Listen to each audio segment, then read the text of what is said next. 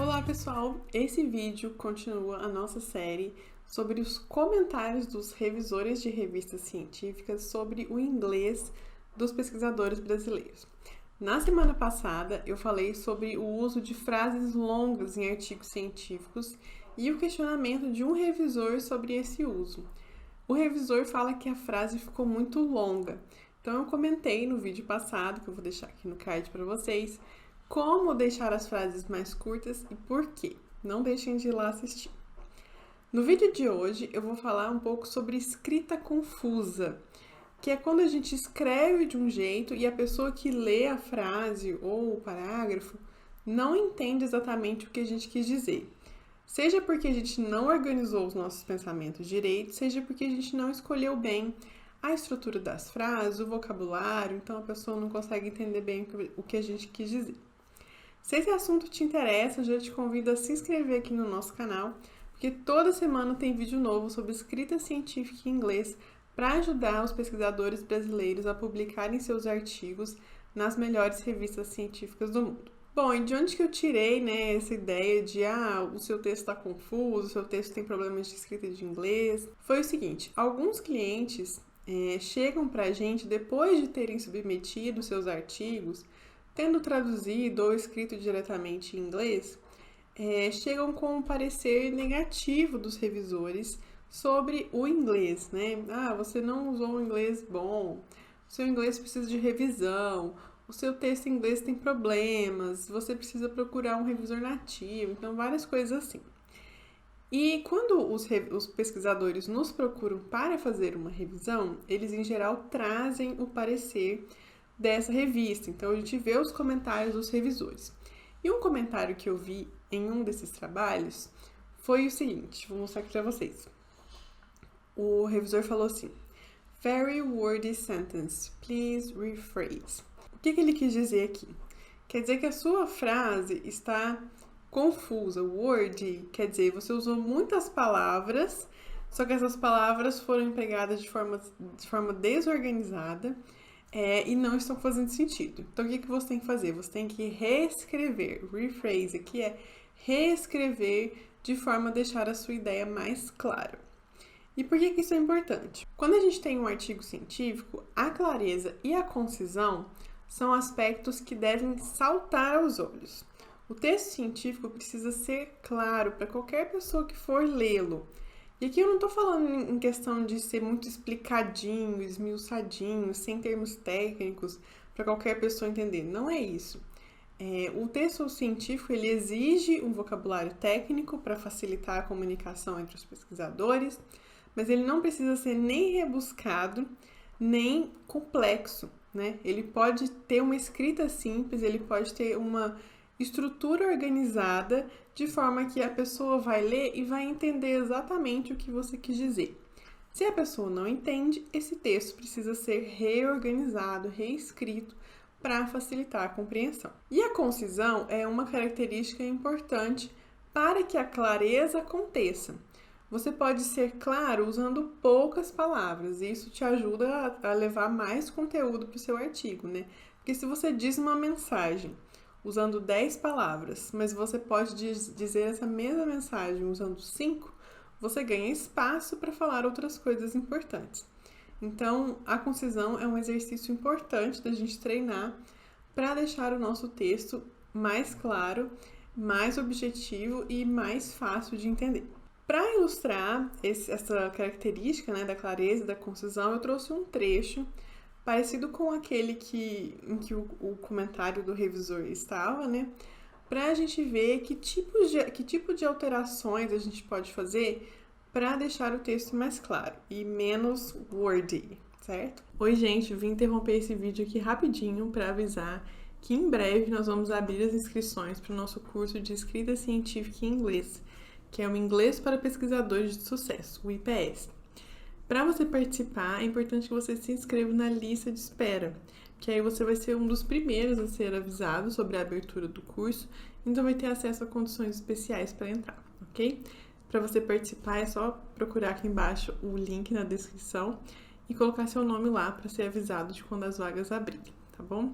O IPS é o nosso curso É feito para brasileiros que querem escrever artigos em inglês e assim ganhar muito mais tempo e até dinheiro, né, escrevendo diretamente em inglês. Vejo vocês lá no curso. Bom, a nossa frase de exemplo diz assim: We performed the radiometric calibration of the drone sensor. Quer dizer, nós realizamos a calibração, isso existe?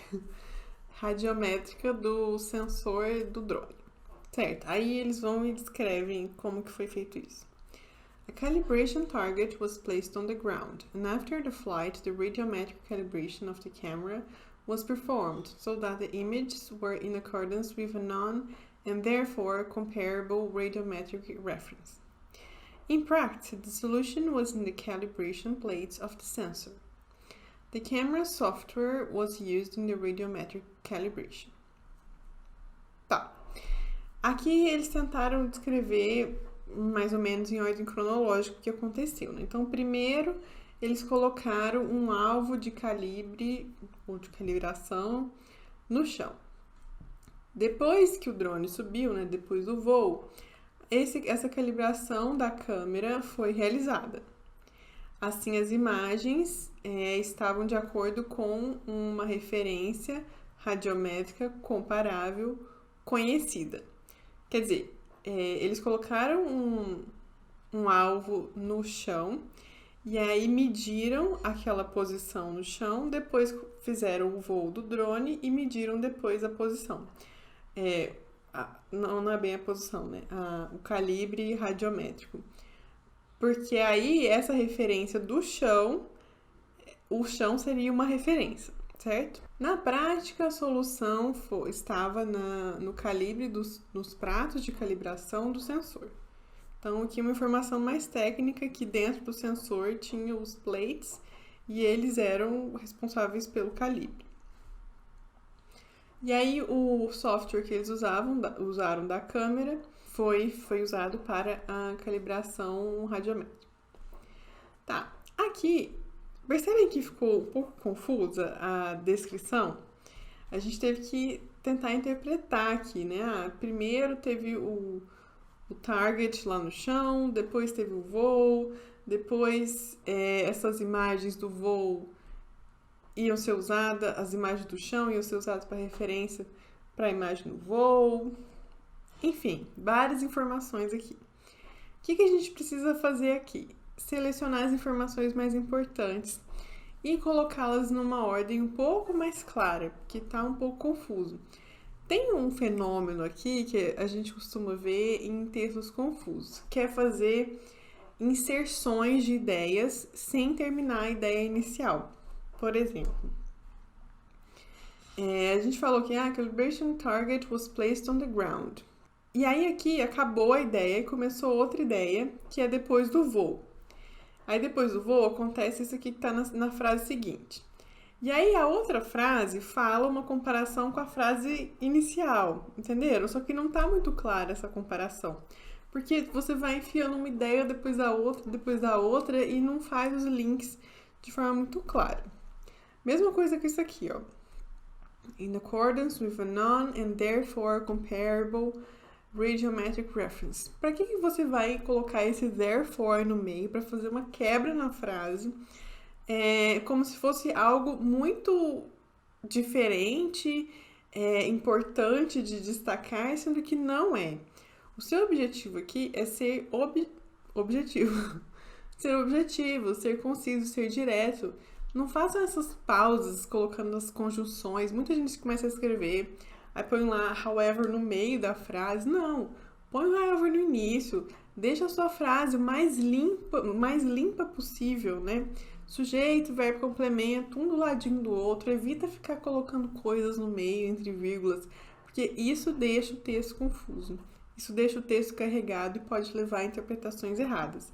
Então, eu tiraria esse therefore aqui e colocaria with a non-comparable radiometric reference. Não precisa colocar therefore. Outra coisa, esse in practice, o que significa na prática isso aqui, né?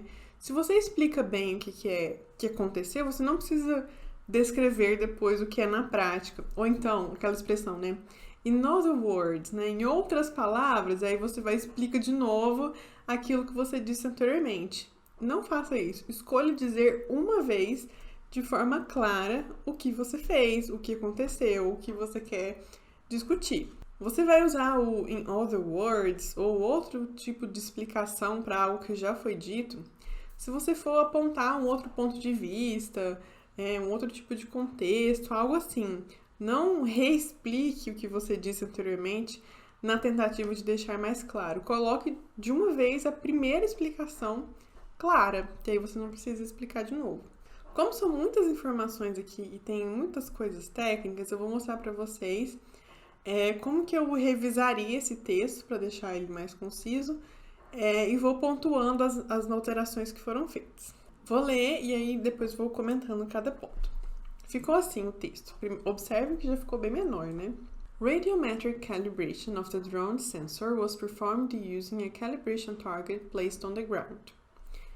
The radiometric calibration was performed before and immediately after the flight to allow a comparable radiometric reference. All the procedures were performed using drone software. Primeira coisa, a gente tirou essa parte introdutória de quem fez, né? We performed radiometric calibration. A gente uniu as duas primeiras ideias, né? Como que nós fizemos isso? Colocando um target no chão, né? Para poder fazer a calibração. Então ficou radiometric calibration of the drone sensor was performed using calibration target placed on the ground. Porque aqui você já constrói o cenário inicial, né? Nós fizemos a calibração e a calibração partiu desse ponto, que é colocar o target no chão. Depois, the radiometric calibration was performed before and immediately after the flight to allow a comparable radiometric reference. Porque, no final das contas, a calibração tem a ver com você partir de um determinado ponto e fazer medidas para saber se as medidas estão parecidas, né? Então, a gente repete aqui o nosso sujeito para falar que essa calibração foi feita antes e depois do voo para fazer uma comparação. Ponto. All the procedures were performed using drone software. Então, aquela informação que tem aqui, né? The camera software was used. A gente colocou aqui como drone software. Por quê, gente? Aqui, nessa tela anterior, né? A gente tem drone sensor, a gente tem camera, calibration plates, sensor. Tudo isso é do drone, né? Então, como que a gente pode facilitar a leitura, né, a organização do texto, diminuir o excesso de palavras? Escolha um termo e use esse termo. O drone tem uma câmera. Você não precisa explicar que ele tem ou não. Ou então, aqui nesse caso, se não me engano, a pessoa já falou isso antes, né? Já explicou que o drone tem uma câmera, já falou que câmera é essa, qual a resolução, já colocou uma figura, então não precisa ficar explicando de novo. Porque aqui o foco é descrever como foi calibrado, né? E não falar sobre as partes do drone, né? Então colocamos drone sensor aqui. Depois só falamos dele de novo aqui no final, que o drone tem o próprio software e ele que foi usado para fazer todo o procedimento da calibração, certo? E aí vocês podem estar se perguntando, mas tem informações que tá lá no outro texto, no texto inicial, que não aparecem aqui. E aqui, gente, vai muito do seu conhecimento da sua área. E também do que você falou antes dessa parte aqui, do que você vai falar depois. Acontece muitas vezes de você escrever um parágrafo com muitas informações que podem ser ou cortadas de lá, ou já foram ditas em outros lugares, e aí podem ser cortadas mesmo, né? Já tem outras informações que não, que você precisa mencionar.